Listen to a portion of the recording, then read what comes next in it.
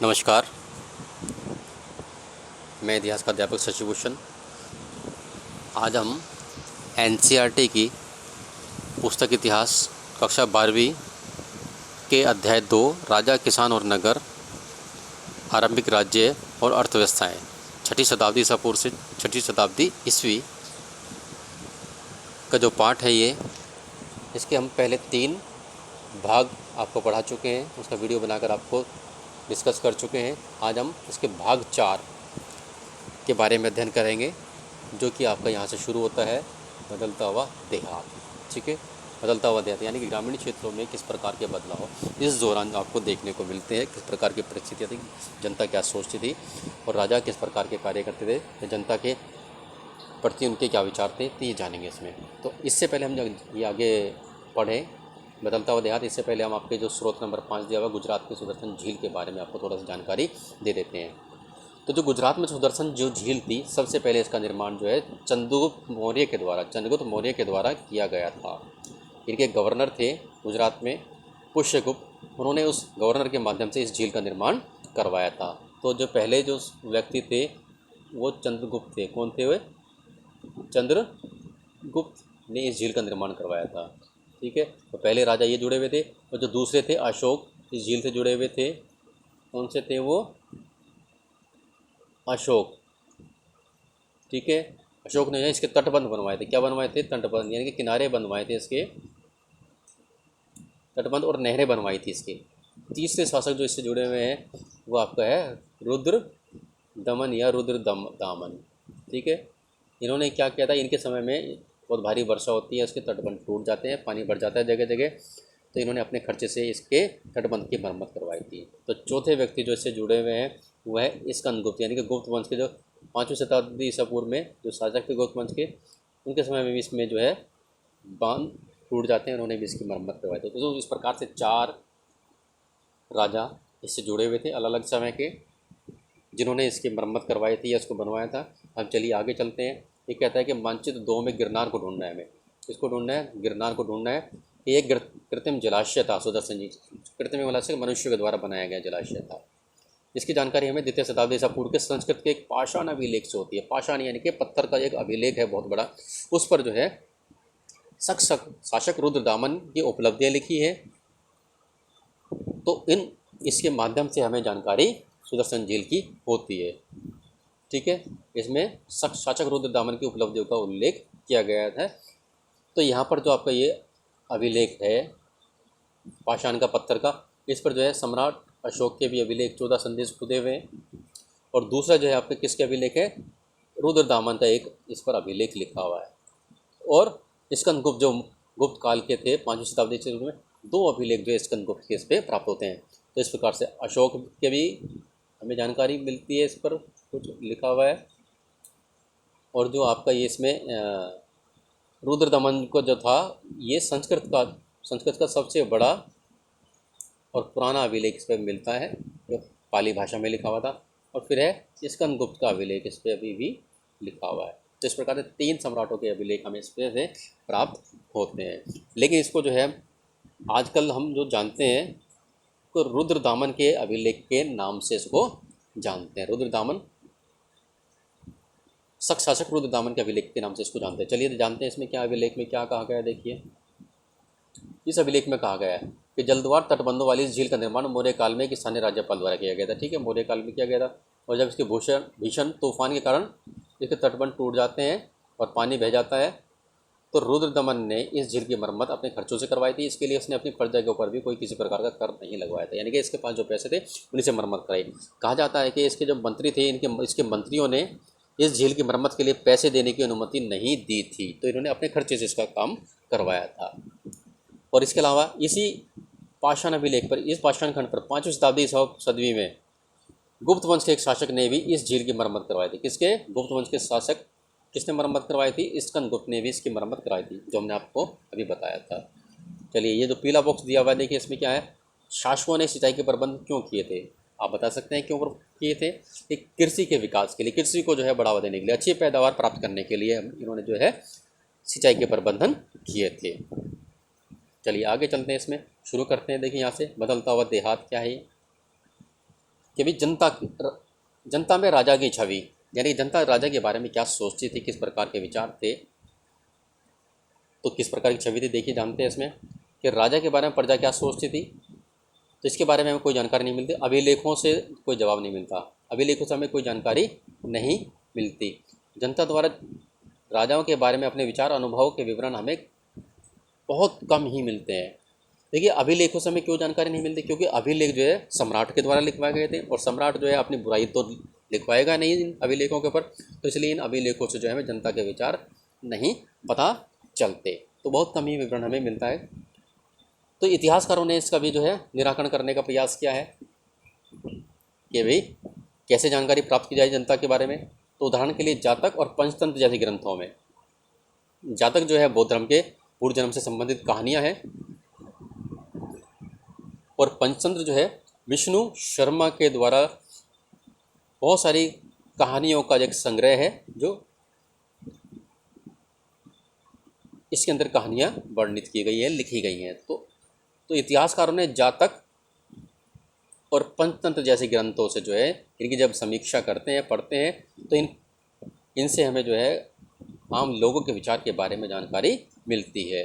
कहा जाता है कि इन जातक में और पंचतंत्र में जो कहानियाँ लिखी हैं वो मौखिक किस्से कहानियाँ हैं। मौखिक किस्से कहानियाँ मतलब पीढ़ी दर पीढ़ी जब उनको सुनाते चले आए और बाद में इनको 1000 ईसा पूर्व के आसपास जो है इनको पाली भाषा में लिपिबद्ध किया गया था। बाद में इनको लिपिबद्ध किया गया, वरना पहले ये पीढ़ी दर पीढ़ी लोगों से सुनते हुए और बहुत बाद में 1000 ईसा पूर्व के दौरान इनको लिपिबद्ध किया गया था।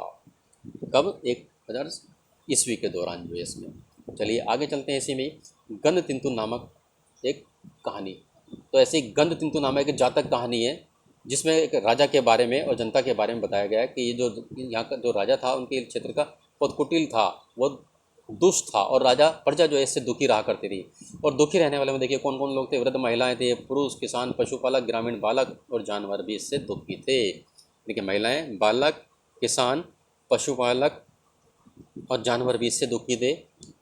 तो क्या किया इन्होंने, जब तो एक बार राजा जो है अपनी पहचान बदलकर जनता के बीच में जाना चाहता है ताकि पता चल सके लोग उसके बारे में क्या सोचते हैं। तो सभी ने एक एक करके अपने दुखों के लिए राजा को भला बुरा कहा।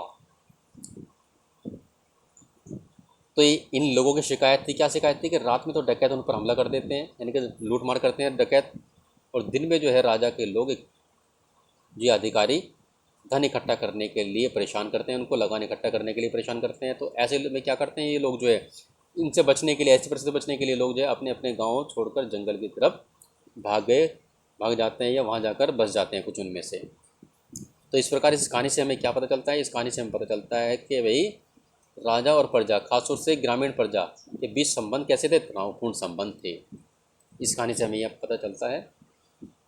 क्यों तनावपूर्ण क्यों थे? क्योंकि जो शासक था वो अपना खजाना भरने के लिए बड़े बड़े करों की मांग जनता से किया करते थे, खासतौर से किसानों से, क्योंकि किसान ही अधिकतर लगान दिया करते थे। तो हमें जानकारी पता चल गई कि भाई संबंध तनावपूर्ण थे ग्रामीण जनता के और राजा के, क्योंकि ये राजा अपने राजकोष भरने के लिए बड़े बड़े कर की मांग किया करते थे। तो इस कथा से और क्या पता चलता है, क्या उपाय लगता है कि अभी इस संकट से बचने के लिए जनता ने क्या किया था कि वो जंगल की ओर भाग जाया करते थे। कब? कि जब अधिकारी आते थे राजा के लगान वसूल करने के लिए तो जंगल की ओर भाग जाया करते थे, दिन में जंगल में रहा करते थे और रात को जो है शाम को वो वापस अपने घर आया करते थे। और दूसरी तरफ जो है जो किसान वहीं रहा करते थे, उन्होंने उपज की बढ़ती मांग पूरा करने के लिए, यानी कि जो राजा उनसे ज़्यादा टैक्स मांगते थे उपज के तौर पर, तो उसको पूरा करने के लिए किसानों ने उपज बढ़ाने के नए तरीके ढूंढने शुरू कर दिए कि भाई ज़्यादा उपज बढ़ाई जाए ताकि राजा को जो है उसका भाग देकर इस समस्या से जो है छुटकारा पाया जा सके। तो इन्होंने देखिए किस प्रकार के उपाय अपनाए उपज बढ़ाने के। ये देखिए इसमें देखते हैं उपज बढ़ाने के तरीके। तो पहला तरीका था हल का प्रचलन। हल, अभी जो है हल का प्रचलन नहीं था, लेकिन अब हल का आविष्कार हो चुका था। इस प्रकार से ये है जिससे ज़मीन को जुताई की जाती थी। तो हल का प्रचलन था 6वीं शताब्दी में। ये कहाँ पर था? गंगा के इलाके में, और कावेरी, गंगा उत्तर भारत में है और कावेरी दक्षिण भारत में है। तो इन क्षेत्रों में जो है हल का प्रयोग किया गया। और जहाँ पर ज़्यादा वर्षा होती थी जिन इलाकों में, तो पहला तरीका तो यही हो गया भाई। और दूसरा तरीका क्या हो गया आपका? लोहे के फाल का प्रयोग, यानी कि जो इस प्रकार का आपका ये हल है, इसमें जो है यहाँ पर पहले तो लकड़ी का था ये पूरा का पूरा, फिर इसमें जो है साइड में लोहे की पत्ती लगाई जाती ताकि ज़मीन को आसानी से उखाड़ सके। तो लोहे के फाल वाले हल का प्रयोग भी किया जाने लगा। कहाँ पर? जहाँ उर्वरा भूमि होया करती है, ज़्यादा वर्षा होती थी उस इलाके में। इसके अलावा एक और तीसरा तरीका अपनाया गया, वो क्या था कि गंगा की घाटी में धान की रोपाई की जाने लगी। धान की रोपाई की जाने लगी, लेकिन इस काम में जो है कमर तोड़ मेहनत करनी पड़ती थी। तो कैसे रोपाई करते थे ये, अब इसमें देखेंगे। देखिए आपका रोपाई के बारे में जान लेते हैं कि धान की रोपाई उन क्षेत्रों में की जाती है जहाँ पानी बहुत ज़्यादा मात्रा में उपलब्ध होता है। आपको पता है कि चावल वहीं होता है जहाँ ज़्यादा वर्षा होती है। तो पहले धान के बीज अंकुरित करके, मान लीजिए आपका ये छोटी सी जगह है, यहाँ पर धान के बीज अंकुरित करें, ठीक है, इस तरीके से। और ये पौध, जब पौध बन जाती है, इन पौध को निकाल कर जो है पानी से भरे हुए खेतों में ले जाकर इन पौध को बो दिया जाता है। तो इस तरीके से जो है ये पौध ज़्यादा मात्रा में सही सलामत हो जाती है। अगर बीज डालते हैं तो वो ज़्यादा मात्रा में जो है अच्छी उपज नहीं देती, लेकिन पौध तैयार करके जो है उसको खेत में बोना, लगाना, पानी से भरे हुए खेत में लगाना, इससे ज़्यादा मात्रा में पौध सुरक्षित रहती थी और वो उपज दिया करती थी अच्छी।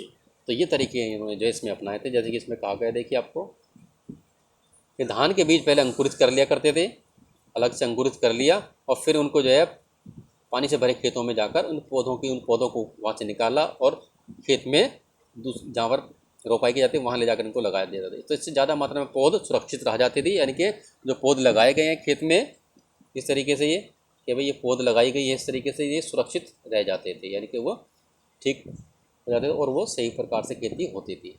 इससे जो है ज़्यादा मात्रा में धान की उपज बढ़ने लगी थी। ये तरीके अपनाए गए, 3 तरीके हो गए ये। और आगे चलते हैं। अभी इसमें देखिए कि लोहे के हल का प्रयोग, लोहे के फाल वाले हल का प्रयोग जो है उपज बढ़ाने के लिए तो हुआ, लेकिन सब पूरे महाद्वीप में जो है इस प्रकार के हिस्से में जो है ये सीमित था कि सभी जगह लोहे के फाल का प्रयोग नहीं होता था। कहाँ कहाँ होता था? देखिए कब, किस समय, कहाँ पर हुआ? पंजाब और राजस्थान में तो 20वीं शताब्दी में लोहे के फाल वाले हल का प्रयोग किया, यानी कि इससे पहले लकड़ी के हल का प्रयोग क्या करते थे। तो कितना देखिए अंतर आ जाता है इसमें इस तरीके से। इसके अलावा कहाँ के किसान देखिए, जो पूर्वोत्तर, यानी कि आपका जो पूर्वोत्तर भारत है वहाँ के किसान और मध्य पर्वतीय क्षेत्रों के किसान कुदाल का उपयोग करते थे। कुदाल किस प्रकार की होती है? देखिए इस तरीके से, ये इस तरीके से ये कुदाल सी होती है, इस तरफ से भी, इस तरफ से भी। तो ये पहाड़ी इलाके में ये काम आती थी खेत की जुताई करने के लिए, खोदने के लिए, और तब बीज बोए जाते थे। ठीक है। इसके अलावा एक और जिसमें बताया गया है उपज बढ़ाने का तरीका, जो चौथा तरीका था वो था ये, देखिए क्या है, सिंचाई के साधनों का विकास करना। सिंचाई के साधनों का यानी कि कुओं, तालाबों और नहरों के माध्यम से सिंचाई करना। तो सिंचाई के साधनों का विकास किया गया। और सिंचाई के साधन देखिए इसमें बताया गया है, जैसे कि व्यक्तिगत लोग और किसानों के समूह ने मिलकर निर्मित किए थे। यानी कि कुएं, तालाब या नहरों को जो बनाया गया था, व्यक्तिगत समूह, व्यक्तिगत लोग होता है। जैसे कोई राजा है या कोई अमीर आदमी है, उसने जो है अपने लिए कुएं बनवा लिए या उसने अपने लिए नहरें बनवा ली, तो वो व्यक्तिगत आदमी हो गए। इसके अलावा वो बहुत सारे किसानों ने मिलकर भी इसी तरह की सिंचाई के साधन निर्मित किए थे। ठीक है। तो दो तौर पर होते हैं, व्यक्तिगत तौर पर और समूह के तौर पर जो है सिंचाई के साधन निर्मित किए थे। चलिए आगे चलते हैं इसी में। हाँ, क्या क्या भाई, ग्रामीण समाज में भिन्नताएं, ग्रामीण समाज में भिन्नताएं। तो किस प्रकार की ग्रामीण समाज में भिन्नताएं हमें देखने को मिलती हैं, ये देखिए इसमें तो जानेंगे इसमें कि खेती की नई तकनीक से क्या हुआ, कि खेती की नई तकनीक से उपज तो बढ़ जाती है, उपज तो बढ़ जाती है, लेकिन इससे जो है इसका लाभ सभी वर्गों को नहीं मिलता। यानी ग्रामीण क्षेत्र में अमीर, जो गरीब लोग हैं, खेती मजदूर हैं, उनको इसका लाभ नहीं मिल पाता। तो हमें ऐसे प्रमाण मिलते हैं कि खेती से जुड़े लोगों में भेद बढ़ते जा रहे थे। खेती से जुड़े हुए लोग यानी कि कुछ तो लोग ऐसे होते हैं जो मजदूरी करते हैं खेतों में, उनको खेती और श्रमिक कहते हैं। कुछ छोटे किसान होते हैं, कुछ बड़े जमींदार होते हैं। तो इस तरीके से सभी वर्गों को जो है इसका लाभ नहीं मिल पा रहा था और इनमें भेद बढ़ता जा रहा था। यानी कि जो मजदूरी करते थे खेतों में वो गरीब हो रहे थे बहुत ज़्यादा, और जो मध्यम किस्म के या उच्च वर्गीय थे जमींदार, वो ज़्यादा अमीर होते जा रहे थे। तो ऐसा भेद बढ़ता जा रहा था। तो इसका पता जो है हमें कहाँ से पता चलता है, बहुत सारी कथाएं हैं, उनमें बौद्ध कथाएं भी हैं। तो बौद्ध कथाओं में कहा गया है कि भूमिहीन, खेती और श्रमिक, छोटे किसान और बड़े बड़े जमींदारों का उल्लेख मिलता है। यानी कि इनमें जो है आपस में भेद बहुत बढ़ गया था। कैसा? कि सभी को जो है इसका लाभ नहीं मिल समान लाभ इसको नहीं मिल पा रहा था। कि गृहपति का प्रयोग देखिए छोटे किसान और जमींदारों के लिए किया जाता था। गृहपति शब्द का उल्लेख जो है अलग अलग प्रकार के पदों के लिए या नामों के लिए किया जाता था। यहाँ पर आपका छोटे किसान और जमींदार के लिए दिया हुआ है इसमें। इसके अलावा जो है ये संभ्रांत व्यक्ति और व्यापारी के लिए भी गृहपति शब्द का प्रयोग किया जाता था। अभी देखने में कि गृहपति देखिए ना कि गृहपति कौन है, देखिए घर के मुखिया को कहते हैं और घर में रहने वाली महिलाएं, बच्चे, नौकर और दास पर उसका नियंत्रण था। यानी कि एक तरीके से पूरा मालिक था ये। घर में महिलाओं के ऊपर नियंत्रण रखना, बच्चों के ऊपर नियंत्रण रखना, दासों पर, नौकरों के ऊपर। और उसके अलावा जो भूमि थी घर की वो उसके जानवर और अन्य सभी वस्तुएं उसके नियंत्रण में थी, यानी कि उनका मालिक था वह। कभी कभी शब्द का प्रयोग नगरों में रहने वाले संभ्रांत लोगों और व्यापारियों के लिए भी होता था। तो इस प्रकार से देखिए संभ्रांत लोगों के लिए, व्यापारियों के लिए भी इसका प्रयोग किया जाता था। और अभी हमने यही पढ़ा है इसमें कि देखिए छोटे किसान और बड़े जमींदार ये भी थे इसमें। हाँ, ये गृहपति का प्रयोग छोटे किसान जमींदारों के लिए भी था। बड़े बड़े जमींदार और ग्राम प्रधान और शक्तिशाली, इनको ये शक्तिशाली थे क्योंकि इनके पास बहुत बड़ी मात्रा में जो है धन भी थे, आर्थिक संसाधन भी थे और बहुत सारी ज़मीनें थी इनके पास। तो जो उसका ये किसानों पर नियंत्रण रखते थे, कौन? जमींदार और ग्राम प्रधान किसानों पर नियंत्रण रखा करते थे। तो ग्राम प्रधान का जो पद था वो वंशानुगत है, यानी कि इसके बाद इसके पुत्र को, इसके बाद उसके पुत्र को प्राप्त होगा ग्राम प्रधान का पद जो है।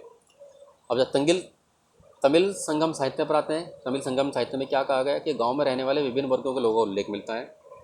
तमिल दक्षिणी भारत में जो साहित्य लिखेगा कई प्रकार के लोगों का वर्णन ये करते हैं, जैसे कि वेल्लार, बड़े जमींदार जिसको कहते हैं। ये भी प्रश्न आता है मंच के परीक्षा में, वेल्लार कौन थे? बड़े जमींदार दक्षिणी भारत के। हलवा, हल चलाने वाले। दास, अणिमय, यानी कि जिनके पास ज़मीन नहीं है और वो गुलाम है। तो इनका वर्णन भी हमें मिलता है। आगे चलते हैं। इसमें देखिए कि ये जो भिन्नता समाज में देखने को मिलती है ये किस आधार पर देखने को मिलती है, इसका आधार क्या है? तो 3 आधार दिखा रखे हैं। नंबर 1 भूमि का स्वामित्व, यानी कि भूमि का मालिक कौन है। तो भूमि के मालिक कौन है? या जमींदार है तो संपन्न वर्ग से होगा, और भूमि का मालिक छोटे किसान है उसके पास कम धन होगा। और भूमि का जो श्रमिक जो होते हैं, दूसरा दे रखा है इसमें, श्रमिक वगैरह है तो वो इनमें मजदूरी करता है, खेती और मजदूर के तौर पर मजदूरी करता है, तो उसकी स्थिति बहुत निम्न होगी। तो इसके आधार पर समाज में वर्गीकरण किया गया। दूसरा भूमि के स्वामित्व के आधार पर, ये देखिए तो भूमि के स्वामित्व के आधार पर, श्रम के आधार पर और नई प्रौद्योगिकी के आधार पर, यानी कि हल चलाने वाले नई प्रौद्योगिकी थी। तो भूमि के स्वामित्व यानी कि किसके पास भूमि है उसको अलग वर्ग में बांटा गया, और श्रम करने वाले को अलग वर्ग में बांटा गया, और नई प्रौद्योगिकी वाले को अलग वर्ग में बांटा गया। तो इन 3 आधारों पर जो है समाज में भिन्नता का वर्णन किया गया था। तो ऐसी परिस्थिति में क्या चीज़ महत्वपूर्ण हो जाती है? भूमि का स्वामित्व, यानी कि जिसके पास ज़मीन का स्वामित्व है, जो ज़मीन का मालिक ज़्यादा है, जिससे ज़्यादा ज़मीन जिसके पास, वह व्यक्ति जो है संपन्न माना जाएगा। विधि ग्रंथों में भी ऐसे ही बात कही गई। विधि ग्रंथ यानी कि जो धर्म से संबंधित या समाज से संबंधित ग्रंथ थे आम जनता के लिए, राजा के लिए, उनमें भी इसी प्रकार की बात देखने को मिलती है कि भाई भूमि जिसके पास होगी वो महत्वपूर्ण भूमिका निभाएगी समाज में अलग प्रकार के वर्गों के लिए। देखिए सीमाओं का महत्व ये क्या है कि मनुस्मृति देखिए 3वीं शताब्दी, इसका कहते हैं कि भाई 2री शताब्दी ईसा पूर्व से लेकर 2री शताब्दी ईस्वी के दौरान ये लिखा गया था। और मनुस्मृति क्या है? हिंदू धर्म से संबंधित एक धर्मशास्त्र है। इसमें आम जनता और राजा के लिए नियम तय कर दिए गए थे कि किस इन सभी व्यक्तियों को इन नियमों का पालन करना होगा। ठीक है, तो इसमें राजा के लिए क्या कहा गया? इस ग्रंथ में राजा के लिए क्या सलाह दी गई है? देखिए क्या सलाह है इसमें, देखिए हम देखते हैं इसमें सीमाओं के बारे में। सीमाओं की अनभिज्ञता के कारण, मान लीजिए आपका ये कोई क्षेत्र है, आपका साम्राज्य है, और आपको सीमा नहीं पता कि अभी मेरी सीमा यहाँ तक है या राज्य की सीमा यहाँ तक है, तो आपको जानकारी नहीं है, तो आपका जो है विवाद में पड़ते रहना पड़ेगा, क्योंकि दूसरा व्यक्ति आपके क्षेत्र की सीमाओं को अपने नियंत्रण में लाने का प्रयास करेगा। तो कह रहा है कि कई बार सीमाओं की अनभिज्ञता के कारण, जब सीमाओं की जानकारी नहीं होती तो विवाद पैदा हो जाता है दूसरे पड़ोसी राज्य के साथ में। तो इसलिए सीमाओं की पहचान करने के लिए क्या करना चाहिए ताकि सीमाओं की पहचान हो सके अच्छी तरीके से और विवाद ना हो? गुप्त निशान ज़मीन में गाड़ कर रख दें, यानी कि जो ज़मीन है यहाँ पर कुछ ईंट पत्थर इत्यादि गाड़ दें ताकि आपको पता चल जाए कि भाई ये मेरा क्षेत्र है। गुप्त निशान जमीन में गाड़ कर रख दें, या पत्थर, हड्डियाँ, गाय के बाल, भूसी, राख, खपटे, गाय के सूखे गोबर, ईंट, कोयला, कंकड़, रेत। और खपटे क्या होता है? खपटे होते हैं आपके जो मिट्टी के बर्तन होते हैं, वो टूटे फूटे जो उनके होते हैं, वो खपटे कहलाते हैं। तो इन चीज़ों को जो है सीमा पर गाड़ कर रख दें, ताकि इससे जानकारी हो सके कि भाई ये हमारा क्षेत्र है। उसे सीमाओं पर इस प्रकार के तत्व और भूमि में छुपा कर गाड़ देने चाहिए जो समय के साथ नष्ट हो। ऐसी चीज़ें लगाएं ताकि वो समय के साथ ज़मीन में नष्ट न होने पाए और बाद में वो जानकारी दे सके कि भाई ये क्षेत्र किसका है। ठीक है, तो ये देखिए, क्या ये सीमा चिन्ह विवाद को हल करने के लिए प्राप्त रहेंगे? हाँ, बिल्कुल संभवतः रहे होंगे, क्योंकि इनको जब ज़मीन में गाड़ा जाता है तो इसको अपनी सीमा के भीतर में गाड़ा जाता है, उससे हमें आसानी से बाद में पता चल जाता है कि ये हमारी सीमा है इस राज्य की। ठीक है, आगे चलते हैं बच्चों। ये देखिए लास्ट का पॉइंट है, इसमें लास्ट के पॉइंट में क्या दिया हुआ है, क्या है? भूमिदान और नए संभ्रांत ग्रामीण। भूमिदान के देखिए उल्लेख मिलते हैं हमें। तो इससे पहले हम इसको पढ़ें तो इससे पहले हम चीज़ को देख लेते हैं, छोटे गांव का एक जीवन। एक गांव है 6वीं शताब्दी ईस्वी के दौरान का, उसका जीवन किस प्रकार का था। हर्षचरित देखिए संस्कृत में लिखी गई कन्नौज। हर्षचरित एक ग्रंथ है जिसको कि बाण भट्ट नामक लेखक ने लिखा था। किसकी प्रशंसा में लिखा था? हर्षवर्धन जो राजा थे कन्नौज के, उसके प्रशंसा में लिखा था। हर्षचरित जो है इन्होंने लगभग कब? 7वीं शताब्दी ईस्वी के दौरान, 7वीं शताब्दी ईस्वी के दौरान लिखा था। और ये बाण भट्ट इनका राज कवि था हर्षवर्धन का। तो एक छोटा सा अंश में दिया हुआ है, वह क्या देखिए, विंध्य क्षेत्र के जंगल के किनारे एक बस्ती के जीवन का अविरल चित्रण किया गया है। तो विंध्य पर्वत जो आपका है ये मध्य भारत में, वहाँ पर रहने वाले गांव में एक बस्ती है, वहाँ के लोगों के जीवन का जो है वर्णन किया गया है। देखिए किस प्रकार का वर्णन किया गया, तो आम जनता के बारे में देखिए कि कहाँ कहाँ से जानकारी मिलती है हमें। कि बस्ती के किनारे अधिकांश क्षेत्र का जंगल है, क्योंकि जंगल के पास है वह गाँव। यहाँ धान की उपज वाली खान और उपजाऊ भूमि के हिस्सों को छोटे किसानों ने अपने आपस में बांट लिया, यानी कि यहाँ पर जो अच्छी भूमि है यहाँ के किसानों ने आपस में बांट लिया है खेती करने के लिए। अधिकांश लोग यहाँ कुदाल का प्रयोग करते हैं, क्योंकि ये कैसी भूमि है? पर्वतीय भूमि है। तो पर्वतीय भूमि जो है कुदाल का प्रयोग करते हैं, जो हमने आपको बताया था भी इस प्रकार का ये कुदाल का प्रयोग करते हैं। आगे से पहने होता है, जैसे पहने होता है, तब कुदाल का प्रयोग करते हैं पर्वतीय भूमि में, क्योंकि ये घास से भरी हुई भूमि है और यहाँ हल चलाना मुश्किल है। ये बहुत कम हिस्से यहाँ के साफ़ हैं, जब साफ़ नहीं होगा तो यहाँ खेती नहीं हो पाएगी। यहाँ की काली मिट्टी काले लोहे जैसी सख्त, और मिट्टी भी देखो कैसी है, सख्त है यहाँ की मिट्टी बहुत ज़्यादा। आगे चलते हैं, इसी में देखिए क्या है, यहाँ लोग पेड़ की छाल के गट्ठर लेकर चलते हैं। पेड़ की छाल के गट्ठर, फूलों से भरे हुए अनगिनत बोरे, अलसी और सन, भारी मात्रा में शहद भी, मोरपंख, मोम, लकड़ी और घास के बोझे लेकर आते जाते रहते हैं। वो अपने गांव से देखते हैं इतने सारे तरह के लोगों को। ग्रामीण महिलाएं रास्ते में बसे गांवों में जाकर अपने सामान को बेचने के लिए तत्पर रहती है। अगर वो जंगल से कुछ सामान लेकर जा रही हैं तो पास में जो कोई गांव होगा तो वहाँ उसको बेचने के लिए, ले जाने के लिए हमेशा तत्पर रहती हैं, तैयार रहती हैं, ताकि उसको बेचकर जो है कुछ धन प्राप्त हो सके, या उसके बदले में बेचकर जो है कुछ अन्य पर आवश्यक वस्तु अपने ज़रूरत के लिए ले सके। हाँ, उन महिलाओं के सिर पर जो है जंगल से एकत्रित किए गए फलों की टोकरियाँ भी थी। तो यानी कि कुछ फल भी जंगलों से इकट्ठे कर जो है बेचने के लिए गाँव में जाया करते थे। तो इस प्रकार से आपका ये वर्णन किया गया है एक गांव के जीवन के बारे में, किस प्रकार का जीवन था गांव ग्रामीण क्षेत्र का। चलिए आगे चलते हैं, इसमें देखिए भूमिदान और नए संभ्रांत ग्रामीण। कि आरंभिक शताब्दी में, ईस्वी की आरंभिक शताब्दी में भूमिदान के प्रमाण हमें प्राप्त होते हैं। भूमिदान यानी कि जमीन को दान देने के प्रमाण कई अभिलेख से मिलते हैं, बहुत सारे अभिलेखों से मिलते हैं। कुछ पत्थरों पर मिले हैं कुछ अभिलेख, लेकिन ज़्यादातर अभिलेख हमें ताम्र पत्रों पर मिले हैं। ताम्र पत्र मतलब होता है तांबा, तांबे की जो शीट्स होती है इस पर अभिलेख लिखे हुए हैं। तो ज़्यादातर अभिलेख हमें भूमिदान के ताम्र पत्रों पर, यानी कि तांबे की जो प्लेटें हैं उस पर प्राप्त होते हैं। और ये ताम्र पत्र जो है उन लोगों को दिए गए थे जिनको भूमिदान में दी गई थी, उनको ये ताम्र पत्र भी दे दिया गया था और भूमिदान भी दी गई थी। और ये ज़्यादातर जो ताम्र पत्र है किस भाषा में? संस्कृत में लिखे गए, संस्कृत में लिखे गए। और ज़्यादातर जो है ये आपको किसको दिए गए हैं भूमिदान? ये धार्मिक संस्थाओं और या ब्राह्मणों को दिए गए हैं भूमिदान जो है। तो इसी प्रकार का इसमें क्या है, तमिल और तेलुगु जैसी स्थानीय भाषाओं में भी, संस्कृत के अलावा तमिल भाषा में भी और तेलुगु भाषाओं में भी जो है हमें भूमिदान के उल्लेख मिलते हैं। तो ऐसे ही एक अभिलेख के बारे में हम जानने का प्रयास करेंगे। देखिए वो कौन सा है? प्रभावती गुप्त का अभिलेख। प्रभावती गुप्त क्या थी ये? हाँ, प्रभावती गुप्त का अभिलेख देखिए इसमें क्या है। कि प्रभावती गुप्त आरंभिक भारत के एक महत्वपूर्ण शासक चंद्रगुप्त द्वितीय जो थे जिस समय 375 से लेकर 415 ईस्वी के दौरान, उसकी पुत्री थी ये गुप्त वंश की। और इसका विवाह किसके साथ किया था? वाकटाक वंश के, यानी कि जो मध्य भारत में जो क्षेत्र था वाकटाक वंश वहाँ पर शासन करते थे, उसके रुद्रसेन नाम के व्यक्ति से इसका विवाह किया गया था। लेकिन विवाह के कुछ वर्षों बाद इनके पति की मृत्यु हो जाती है, तो इनके अपने पीछे हुए है 2 बच्चों को छोड़ जाता है।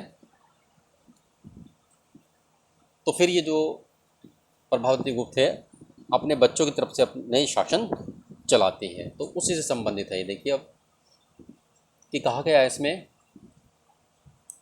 कि संस्कृत धर्मशास्त्रों के अनुसार महिला को भूमि जैसी संपत्ति पर स्वतंत्र अधिकार नहीं था, यानी कि महिला जो है भूमि के जो है स्वतंत्र रूप से मालिक नहीं हो सकती थी।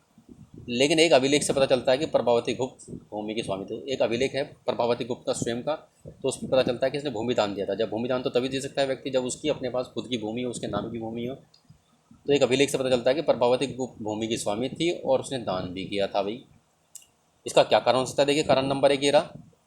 एक तो वह कि वह रानी थी, नंबर 1 भाई जब रानी थी तो वह भूमि की मालिक हो गई अपने आप ही। तो ये एक तरीके का अपवाद है उस समय का। तो पहला कारण है कि संभवतः वह रानी थी इसलिए वह उसने भूमि के मालिक होने के कारण दान दे दिया है। दूसरा जो उदाहरण है इसमें कहा गया है कि अभी जो धर्मशास्त्र जो कहते हैं, धर्मशास्त्र यानी कि जो जो पुरुष के लिए और महिला के लिए नियम बना दिए गए राजा के लिए, उन नियमों का पालन करना पड़ेगा। इसमें कहा गया था कि महिला संपत्ति के स्वामी नहीं हो सकती। तो संभवतः ये धर्मशास्त्र हर जगह लागू नहीं किए गए थे। तो 2 कारण हो गए इस तरीके से आपके किसके? प्रभावती द्वारा भूमि दान देने के। अभिलेख से हमें क्या पता चलता है? अभिलेख से हमें ग्रामीण प्रजा का पता चल जाता है। जिसका ग्रामीण प्रजा की जानकारी मिलती है कि ब्राह्मण, किसान और अन्य वर्ग के लोग शामिल थे जो शासक के प्रतिनिधियों को बहुत सारी वस्तुएं भेंट स्वरूप दिया करते थे। भैया जब राजा के प्रतिनिधि आया करते थे कर लेने के लिए, तो बहुत सारी चीज़ें इनको दान में दिया करते थे, आम जनता को और किसान इत्यादि। अभिलेख के अनुसार गाँवों के लिए प्रधान की आज्ञा का पालन, यानी कि गांव में रहने वाली प्रजा को जो है गांव के प्रधान की आज्ञा का पालन करना पड़ता था और अपने भुगतान यानी कि जो कर है उस ग्राम प्रधान को ही देने पड़ते थे। तो देखिए भूमिदान भी चला रहा है इसमें और ये ग्रामीण जनता की स्थिति बता रहे हैं इसमें। हाँ, भूमिदान जो दिए गए थे उनकी भूमि के माप में अंतर था। कहीं पर ज़्यादा भूमि दी गई थी और कहीं पर जो है बहुत कम भूमि दान में दी गई थी। कहीं कहीं छोटे छोटे टुकड़े तो कहीं कहीं बड़े बड़े दान में दिए गए थे। साथ ही कहते हैं इसमें कि भूमिदान से दान प्राप्त करने वाले लोगों के अधिकारों में भी क्षेत्रीय परिवर्तन थे, यानी कि जिनको भूमिदान दी गई है उनके अधिकारों में भी परिवर्तन हो जाया करते थे। यानी कि उनको कुछ लोगों को कहा जाता कि भी आपको अपने क्षेत्र से जो दान में दिया गया है वहाँ से जो है लगान वसूल करने का अधिकार होगा, लेकिन राजा के द्वारा आपको रियायत दी जाती है, आप अपने क्षेत्र से कर नहीं देंगे। तो ऐसे परिवर्तन भी देखने को मिलते हैं। तो भूमिदान का प्रभाव एक गर्म वाद विवाद का विषय बना हुआ है। कैसा बना हुआ है विषय? ये गर्म वाद विवाद का विषय बना हुआ है। किस प्रकार का? इतिहासकारों में विवाद है इस चीज़ को लेकर कि अभी भूमिदान क्यों किए जाते थे। भूमिदान शासक वंश द्वारा कृषि को नए क्षेत्रों को प्रोत्साहित करने के लिए, नंबर 1 ये कृषि को बढ़ावा देने के लिए प्रोत्साहित करने की रणनीति थी भूमिदान, ठीक है। जबकि दूसरे लोगों का कहना था कि भूमिदान से दुर्बल होते राजनीतिक प्रभुत्व का संकेत मिलता है कि राजनीतिक रूप से जो है धीरे धीरे ये लोग कमज़ोर हो रहे थे और दूसरे लोगों का जो है समर्थन प्राप्त करने के लिए भूमिदान किया करते थे, ठीक है। और तीसरा कहते हैं इसमें जो कारण दिया हुआ है ये देखिए इसी में ही ये है कि राजा स्वयं को उच्च स्तर के मानव के तौर पर क्या था? उच्च स्तर के मानव के तौर पर जो अपने आप को उत्कृष्ट स्तर के मानव के रूप में खुद को प्रदर्शित करना चाहते थे। ये तीसरा उत्तर हो गया आपका, ये तीसरा कारण हो गया। तो संभवतः इन कारणों से जो है भूमिदान दिए जाते थे। पहला कारण जो था आपका कि ये जो किसान थे, ये देखिए इसमें दे रखा आपका कि दुर्बल आपका में कृषि क्षेत्र को प्रोत्साहित करने के लिए, ठीक है। और दूसरा था आपका ये राजनीतिक रूप से दुर्बल हो गए थे, ठीक है। और तीसरा हमारा हो गया उत्कृष्ट स्तर का सिद्ध करने के लिए, यानी कि उनके पास स्थिति बहुत कमज़ोर हो चुकी थी लेकिन अपना दिखावा करने के लिए भूमिदान दिया करते थे। तो 3 कारण हो गए इस तरीके से आपके, ठीक है। इस तरह के आडंबर प्रस्तुत किए जाते थे। देखिए अब आपका ये एक छोटे गांव का जीवन हमने पढ़ लिया। अब आपका आता है ये प्रभावती गुप्त का दांगून अभिलेख। तो प्रभावती गुप्त ने जो अभिलेख लगवाया था, उसमें जो दान दिया गया था उसके बारे में देखिए। प्रभावती गुप्त ने अभिलेख में क्या कहा है। प्रभावती ग्राम कुटुम्बिन गांव के जो है, गांव के गृहस्थ और किसानों सहित, गांव में रहने वाले किसान और गृहस्थों सहित ब्राह्मण और दंगुन गांव के अन्य वासियों को आदेश देती है, सबको आदेश देती है प्रभावती गुप्त कि कार्तिक शुक्ल पक्ष की द्वादशी तिथि को धार्मिक पुण्य प्राप्ति के लिए इस गांव को जल अर्पण के साथ जो है आचार्य चलान स्वामी को, किसको, आचार्य चलान स्वामी को दान में दे दिया गया है। ठीक है, और सभी लोगों को अब से इनके आदेशों का पालन करना पड़ेगा। किसके आदेशों का, आचार्य चलान स्वामी को, इसको दान में दे दिया गया बहुत सारे गांव जो है। और एक अग्रहार के लिए, एक अग्रहार क्या होता है, अग्रहार वो देखिए इसमें दे रखा आपका, ये अग्रहार उस भूमि के टुकड़े को कहते हैं जो ब्राह्मण को दान में दी गई थी। तो ब्राह्मण को दान में दी गई भूमि को अग्रहार कहते हैं। ब्राह्मणों ने भूमि कर या अन्य प्रकार के कर इनसे वसूल नहीं किए जाते थे। ब्राह्मण को स्वयं स्थानीय लोगों से कर वसूल करने का अधिकार है। देखिए ब्राह्मण को जो भूमि दान में दी गई थी, वहाँ रहने वाले, उसके क्षेत्र में रहने वाले किसानों से कर तो वसूल कर सकते थे, लेकिन उनको स्वयं को जो है राजा ने छूट दे रखी थी, इनसे किसी प्रकार का कर वसूल नहीं किया जाएगा। तो इसी प्रकार का देखिए इसमें एक अग्रहार के लिए कुछ रियायतें दी गई थी भाई। इसमें क्या रियायतें दी गई थी गांव के लिए, जो है कि इस गांव में पुलिस या सैनिक प्रवेश नहीं करेंगे, और शासकीय अधिकारी यहाँ पर नहीं आएंगे। राजा के अधिकारी जो है वो घास लेने के लिए नहीं आएंगे, और राजा के लिए जो हो आसन के नीचे बिछाने के लिए जानवरों की खाल नहीं मांगेंगे, भाई शेर की खाल या किसी अन्य प्रकार की खाल दे दीजिए, राजा के सिंहासन के नीचे बिछानी है, वो भी लेने आएंगे। कोयला लेने के लिए भी नहीं आएंगे, मदिरा खरीदने के लिए और नमक हेतु जो खुदाई करने के लिए राजसी अधिकार को, कि भी राजा की तरफ से अनुमति की जरूरत भी नहीं पड़ेगी नमक बनाने के लिए, ऐसे भी परेशान नहीं करेंगे। इसके अलावा कि गाँव में खनिज पदार्थ और खाद्य वृक्ष के उत्पाद देने से भी छूट होगी, कि भी आपको ये पदार्थ जो है राजा को नहीं देने, इससे भी आपको छूट मिलेगी। फूल और दूध देने से भी आपको छूट होगी, यानी कि जो राजा के लिए फूल और दूध दिया जाता है इस क्षेत्र से, वो भी आपको नहीं देना। किसको, अग्रहार को। इस गांव का दान इसके भीतर की संपत्ति और छोटे बड़े सभी करों सहित कर दिया गया है, क्योंकि इसमें जो रहने वाले लोग हैं और जितने संसाधन यहाँ से मिलते हैं उन सभी सहित इस गांव का दान कर दिया गया है। तो ये प्रभावती गुप्त का एक तरीके से क्या था, भूमिदान का अभिलेख। इस राज्य देश को 13वें राज्य वर्ष में लिखा गया था। कब लिखा गया था, 13वें राज्य वर्ष में। किसके, प्रभावती गुप्त के। और से किसने लिखा था, चक्रदास ने उत्कीर्ण करवाया था। मान लीजिए आपका ये अभिलेख है, इसको चक्रदास ने, किसने लिखवाया था, चक्रदास ने लिखवाया। चक्रदास ने इसके ऊपर एक उत्कीर्ण किया था। और किसने लिखवाया था, प्रभावती गुप्त ने लिखवाया था। और किसको दिया गया, ये आचार्य चलान स्वामी को ये दान दिया गया था बच्चों। ठीक है, चलिए आगे चलते हैं। जरा सा रह गई ये भूमिदान के प्रचलन से हमें क्या पता चलता है, किसान और राज्य के बीच की जो संबंध किस प्रकार के थे, उसकी थोड़ी सी हमें झलक देखने को मिलती है। इसके अलावा लेकिन कुछ लोग ऐसे भी थे इनके क्षेत्रों में जिन पर अधिकारी या सामंतों का नियंत्रण नहीं था, यानी कि कोई नियंत्रण इन लोगों पर नहीं था। लेकर इकट्ठा करने के लिए अन्य प्रकार के किसी प्रकार की इनके ऊपर नियंत्रण नहीं था। कैसे, जैसे कि पशुपालक, संग्राहक, शिकारी, मछुआरे, शिल्पकार आदि ये घुमक्कड़ लोग थे। ये पशुपालक, इनके ऊपर कोई नियंत्रण नहीं था, इनसे कोई किसी प्रकार के जो है कर इत्यादि नहीं लिया करते थे ये शायद।